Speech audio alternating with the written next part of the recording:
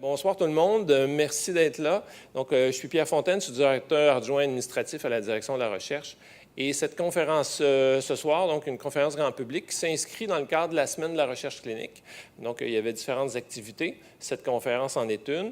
Alors, on voulait vous présenter une conférence intitulée « Mythes et réalités en recherche clinique ». Alors, le déroulement de la présentation, donc on va commencer par un témoignage d'une patiente, Mme Céline Boisvert, qui est ici. Et ensuite, ça va être suivi par une présentation du Dr Pierre Dubé, qui est chirurgien oncologue et aussi directeur adjoint de la recherche clinique au CIUS ici. Donc, j'invite tout de suite Mme Boisvert à venir faire son témoignage. Moi, j'ai un deuxième cancer métastatique qui m'est apparu au mois de novembre. Je voulais essayer quelque chose de nouveau. Ayant déjà eu un traitement traditionnel, intraveineux, ça me tentait plus ou moins. Alors, ce traitement-là m'attirait un peu plus du fait que c'est un traitement oral et puis que c'était quelque chose de nouveau aussi, qui, moi, à mon avis, permet d'avancer, de connaître de nouvelles choses. Alors, j'ai accepté. Je ne l'ai pas regretté 2 secondes. J'ai fait la connaissance d'une équipe extraordinaire qui m'a pris en charge et puis qui m'a apporté beaucoup de support, beaucoup de réponses à mes questions. J'ai été bien accompagnée dans tout ça. Je vis bien le traitement. Je trouve que le suivi est très serré, ce qui fait qu'on est toujours au courant de l'évolution du traitement de façon très ponctuelle. Ça, c'est très apprécié parce que c'est aussi très rassurant. Quand on sait que ça marche, on est content, puis si ça ne marche pas, bien, peut-être qu'on peut faire autre chose. Alors, moi, j'ai vécu ça de façon positive.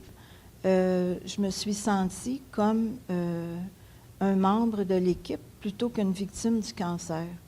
Et ça m'a donné des ailes parce que je n'ai plus vu ça de la même façon. Je me suis sentie énergisée par ça. C'est sûr que quand on fait partie d'un programme comme ça, il faut s'attendre à des déplacements. Bon, c'est normal.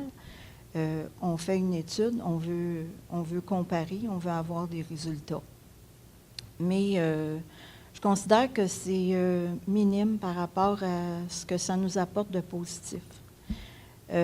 Présentement, je suis à mon 7e cycle, puis je vous dirais que pour ce qui est des effets secondaires et tout ça, là, comparativement au traitement traditionnel, c'est très bien. C'est très bien parce que j'ai récupéré mon énergie.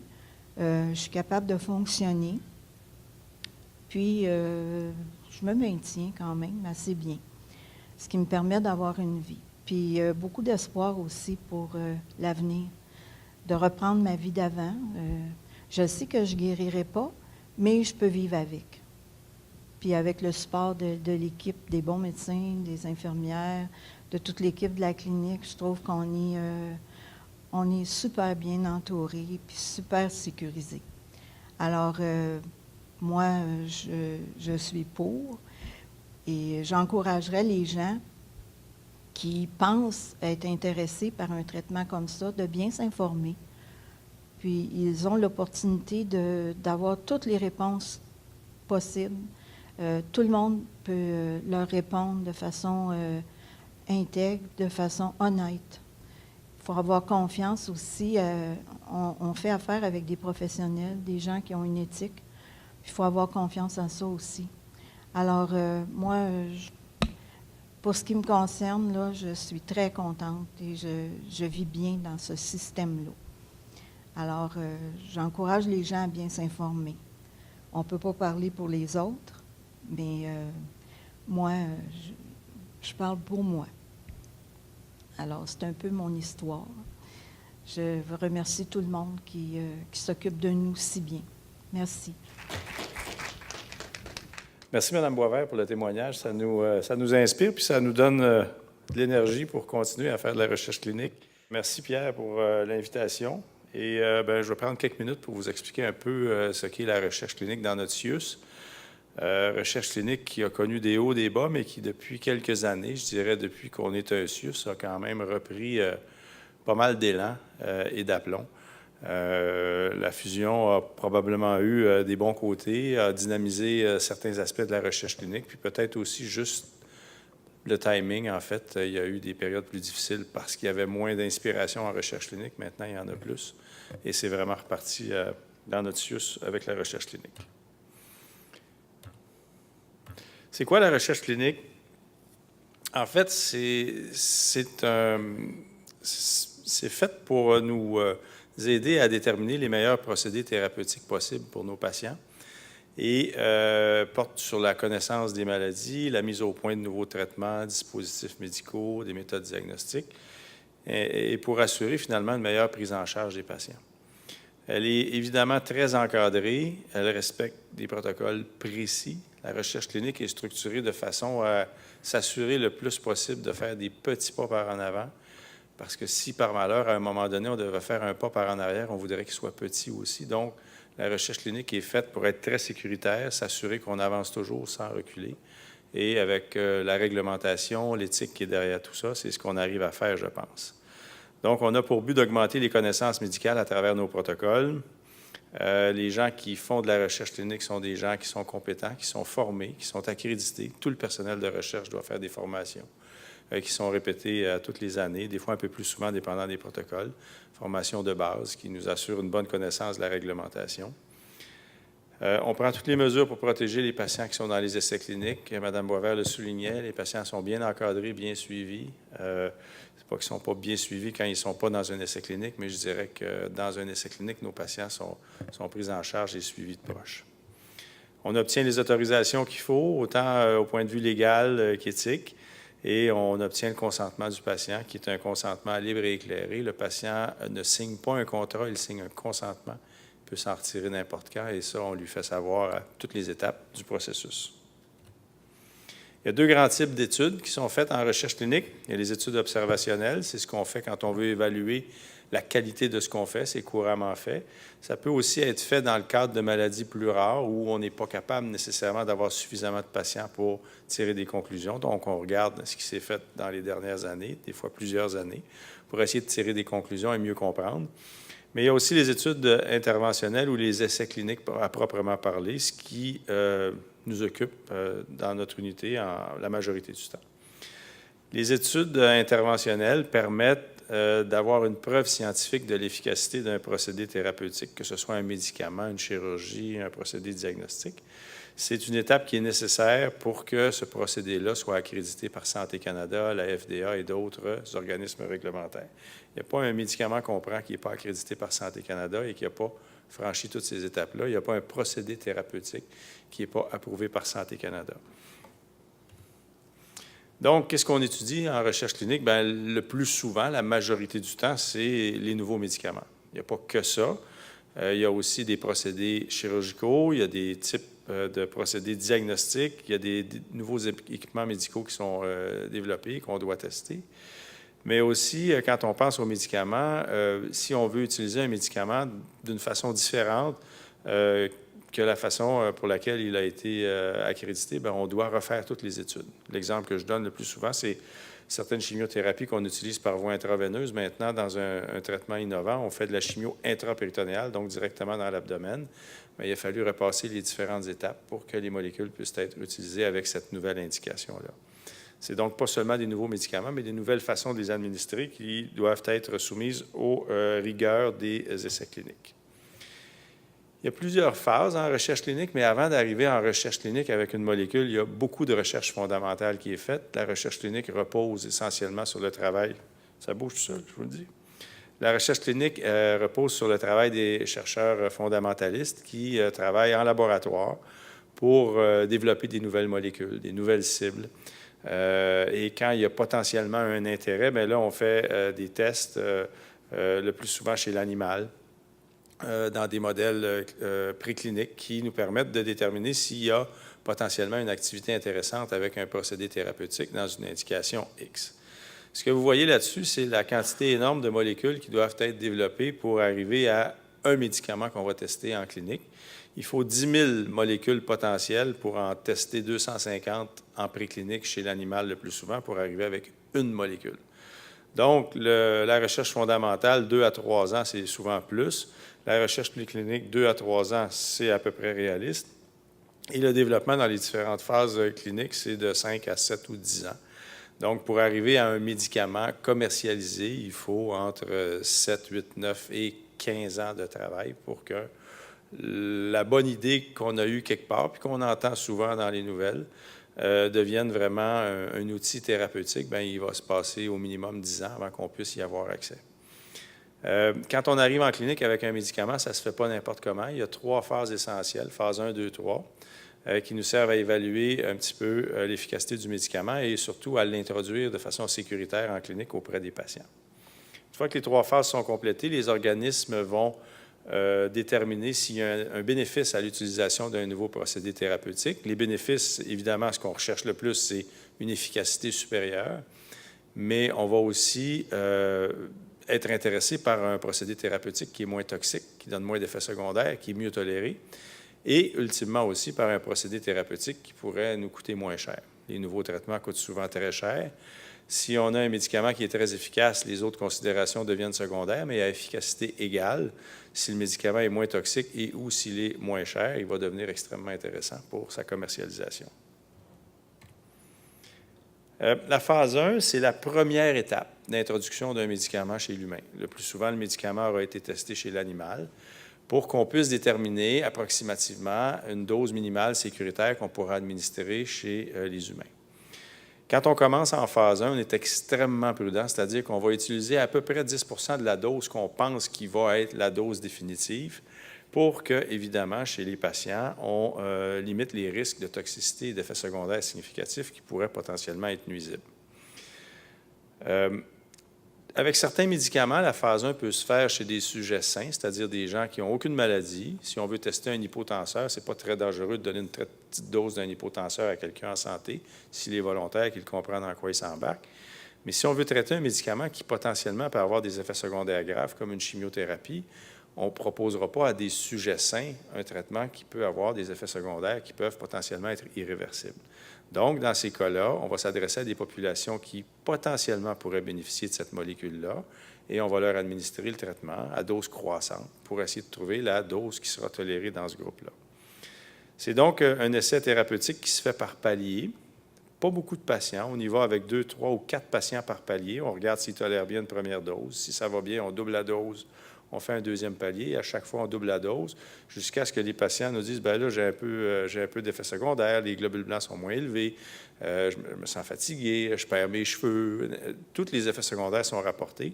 Et à partir du moment où on détermine la dose tolérable, bien, on a en main les outils qu'il faut pour pouvoir procéder à la phase 2, qui, elle, est une phase qui nous permet de déterminer si le médicament est efficace ou pas dans l'indication. En phase 1, ce n'est pas nécessairement l'efficacité qu'on veut évaluer, c'est la dose que le patient peut prendre. Par contre, la molécule sera proposée à des patients qui, potentiellement, on pense, pourraient bénéficier de ce traitement-là. C'est les mêmes patients, ou à peu près, à qui on va proposer la phase 2, la suite, pour déterminer l'efficacité du traitement. Donc, la phase 2, c'est une phase qui va s'adresser à un groupe de patients bien déterminés pour lesquels on va proposer un traitement. Un seul bras, il n'y a pas de comparaison. Tout le monde reçoit la même chose et on va y aller avec un groupe variant, dépendant de ce qu'on veut observer, de 50 à 300 patients. Donc, il y a déjà un peu plus de patients. Ça nous permet de consolider nos connaissances et de faire en sorte qu'on puisse savoir si oui ou non on pense que ça peut fonctionner.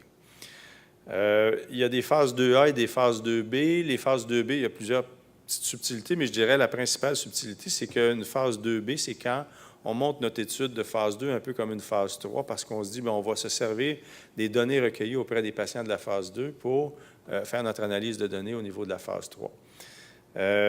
Habituellement, une phase 2 pure et dure, c'est une phase 2 où on va mettre un nombre X de patients qui vont tous recevoir le même traitement et vous allez voir la différence avec la phase 3 dans quelques instants. C'est pour ça qu'il y a comme une phase intermédiaire 2B. La phase 3, c'est la comparaison du traitement qu'on vient de découvrir, du procédé thérapeutique qu'on vient d'élaborer et qu'on vient de tester chez un certain groupe de patients, et on a l'impression que ça fonctionne.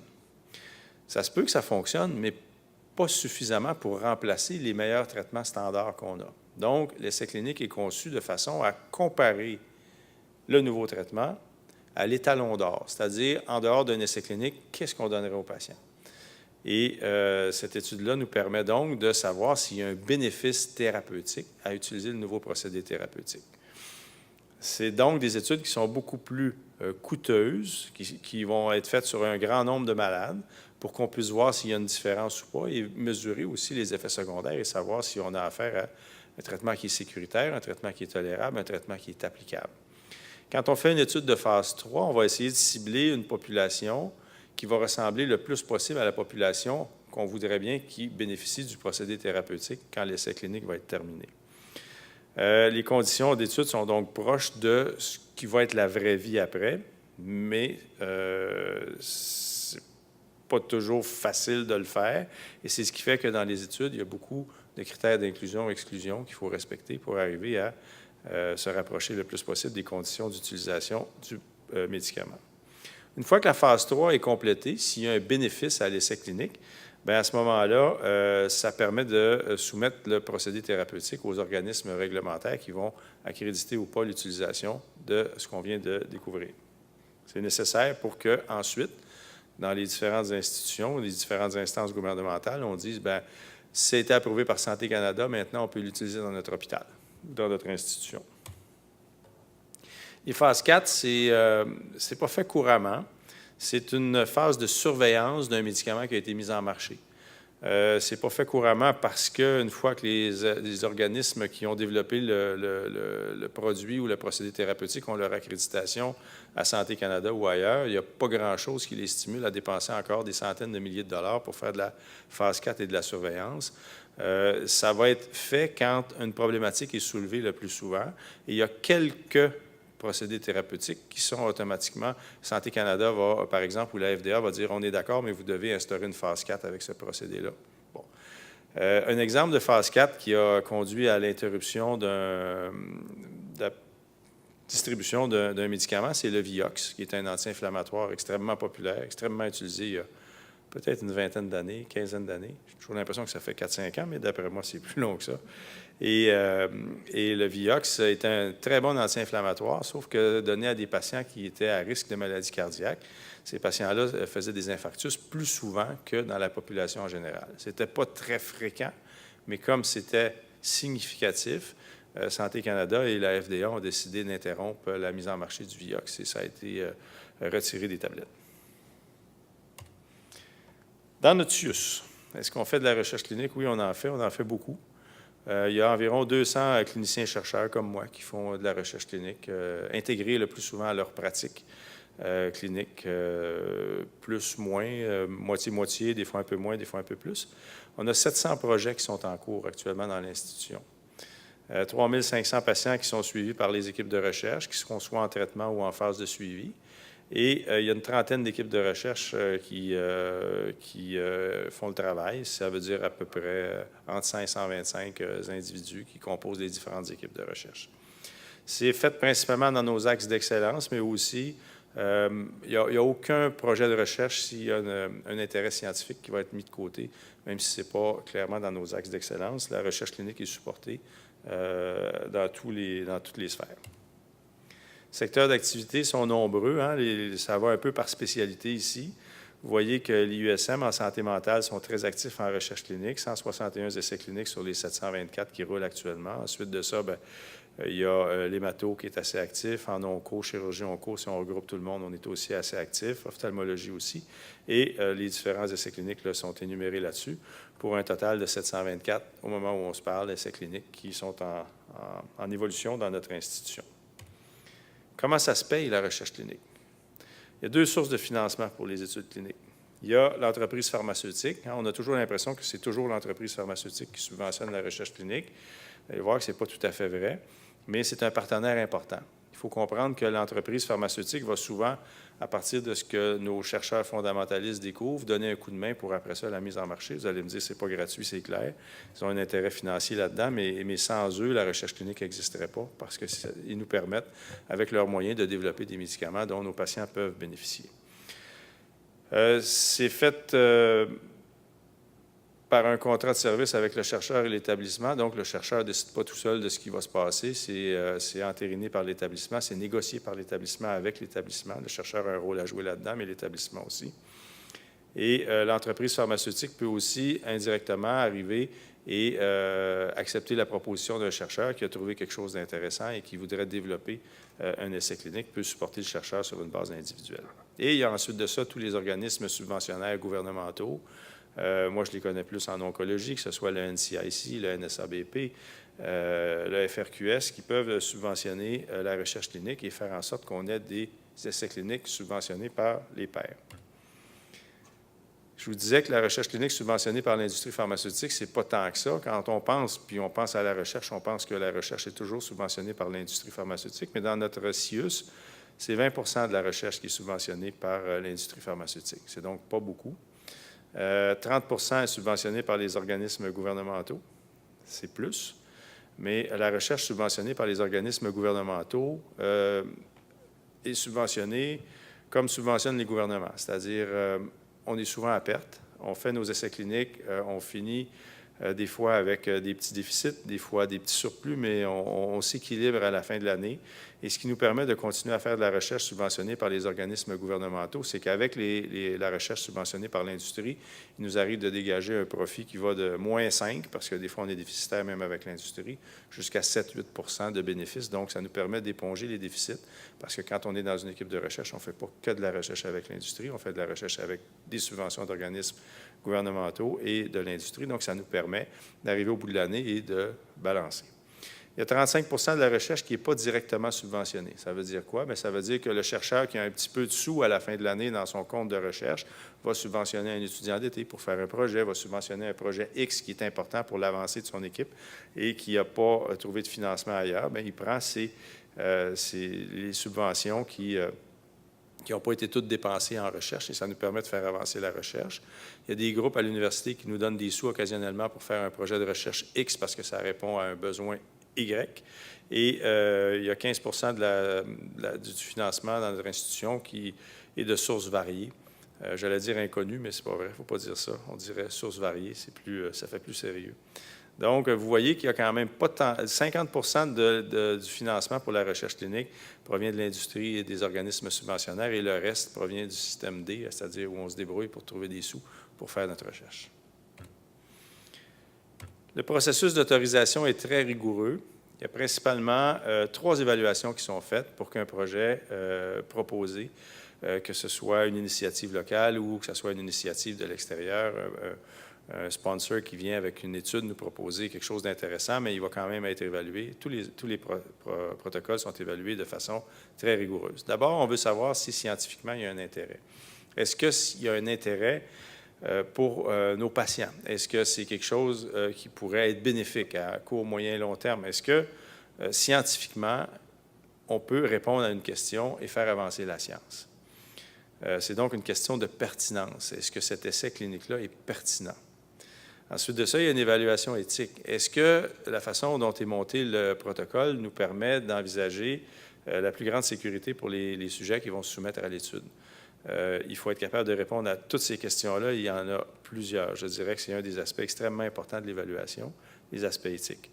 Il faut s'assurer que le patient puisse bien comprendre ce qui va lui être proposé, qu'on puisse lui proposer un consentement libre et éclairé. Il faut lui proposer que tout va être confidentiel, que s'il y a des considérations budgétaires qui peuvent avoir des incidences éthiques, ça va aussi être évalué. Et ça, c'est un exercice qui est fait parallèlement aux 2 autres. Et le troisième, c'est la convenance institutionnelle.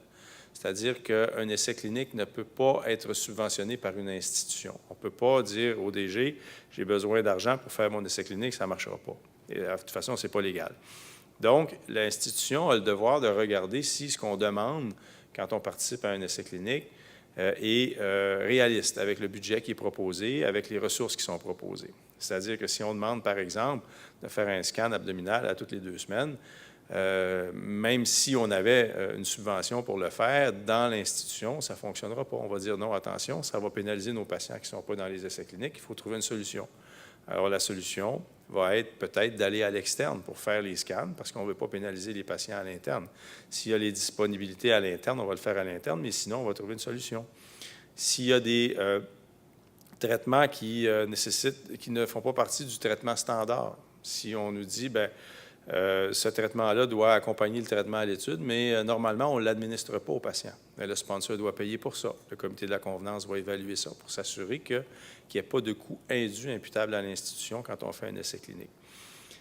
À partir du moment où les 3 comités nous disent que tout est correct, tout est conforme, bien là, l'essai clinique peut commencer. On comprend donc qu'il y a quand même un certain délai entre le moment où on reçoit une étude et où l'étude va démarrer. En moyenne, notre taux à 200 jours, c'est quoi? 75 d'essais cliniques qu'on réussit à démarrer entre le moment où il y a une proposition et où on commence. En moyenne, 75 de nos études démarrent en moins de 200 jours.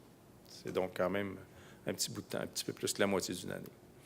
Donc, c'est les processus qui se font conjointement jusqu'à l'autorisation dans notre CIUS et ça peut commencer ensuite.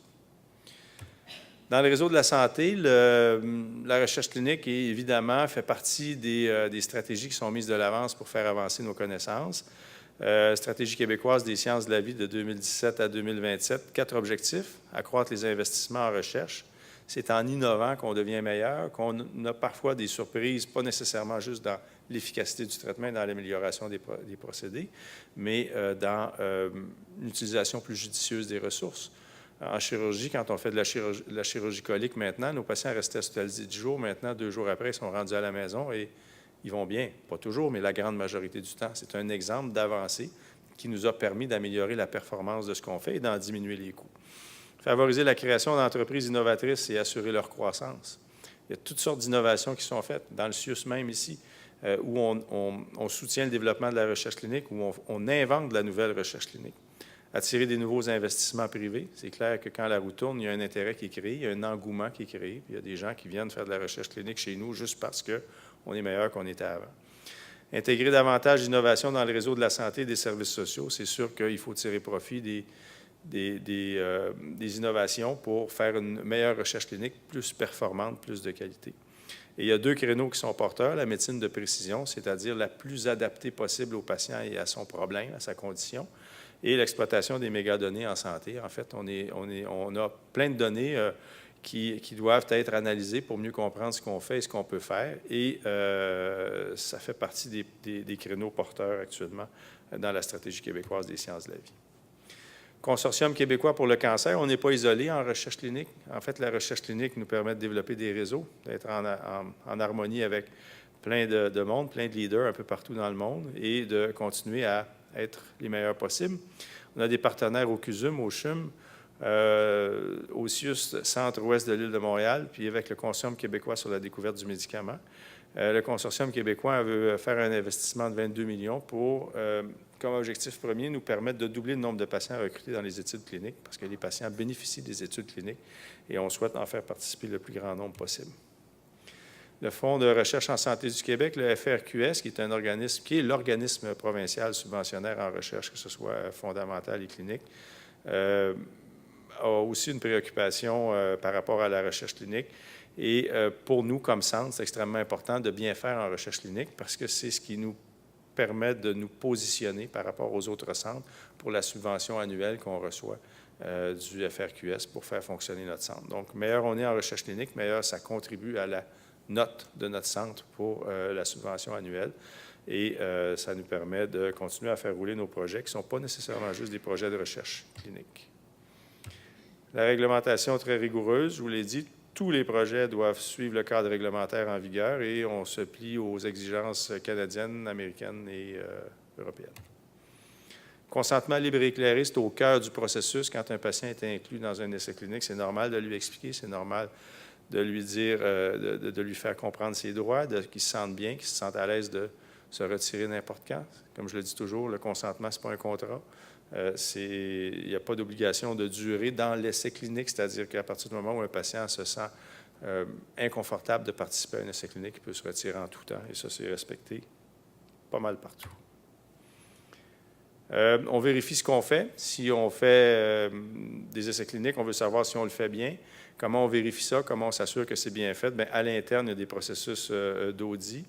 Il y a des processus d'audit externes. Les gens qui nous subventionnent pour faire les essais cliniques viennent voir si on le fait bien.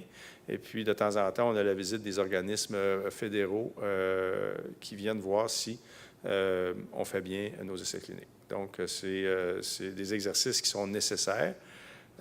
pour réussir à maintenir la qualité dans l'institution. Ça demande pas mal de préparation et on est prêt quand il arrive. Pourquoi on fait de la recherche clinique? Bien, après vous avoir expliqué tout ça, essentiellement, c'est pour permettre aux patients d'accéder à des procédés thérapeutiques novateurs. Ça, c'est notre pays. Nous, on a intérêt à faire de la recherche clinique pour que nos patients aient accès au meilleur traitement possible, le plus tôt possible. Pour certains, ça peut faire une différence immense. Donc, pour certains patients, l'essai clinique peut devenir la seule option. Il y a des patients qui sont rendus au bout de nos connaissances avec les différents procédés thérapeutiques qui sont en cours, qui sont accrédités. Et dans certains cas, pas rarement, je dirais même fréquemment, pour certains patients, l'essai clinique devient la seule option. Pour d'autres, en plus d'être soit la seule option ou non, parce que des fois, il y a d'autres options aussi qui peuvent être envisagées, ça devient aussi une motivation supplémentaire. Ça leur permet de s'investir plus dans le projet thérapeutique. Les patients se sentent partie prenante de la science et d'aider le monde médical à progresser en termes de connaissances et faire en sorte qu'on devienne meilleur et qu'on puisse les prendre en charge avec plus d'efficacité, plus de qualité, moins de toxicité et je pense que ça nous permet de travailler en équipe encore plus. Évidemment, quand on fait de la recherche, ça nous permet d'améliorer les connaissances sur un sujet donné. Ça permet aussi aux chercheurs et à l'institution d'être en réseau avec les leaders mondiaux dans différents domaines. Et ça nous permet aussi d'être reconnus dans certains domaines. Donc, c'est des échanges, ça nous permet d'échanger, ça nous permet de s'améliorer. Et ce réseautage-là nous permet de devenir meilleurs, d'être à la fine pointe et de faire profiter nos patients de l'avancement des connaissances. Ça permet à l'institution des économies substantielles par rapport aux thérapies novatrices mises de l'avant. Quand je prescris une chimiothérapie à 3, 5, 6, 7 ou 8 000 pour une injection, l'hôpital n'a pas besoin de la payer, cette injection-là, parce que c'est le sponsor qui va payer pour le traitement novateur. Si le patient n'était pas dans un essai clinique, il recevrait le traitement standard qui devrait être couvert en totalité par l'institution et le coût du traitement est souvent aussi élevé que le coût du traitement à l'étude.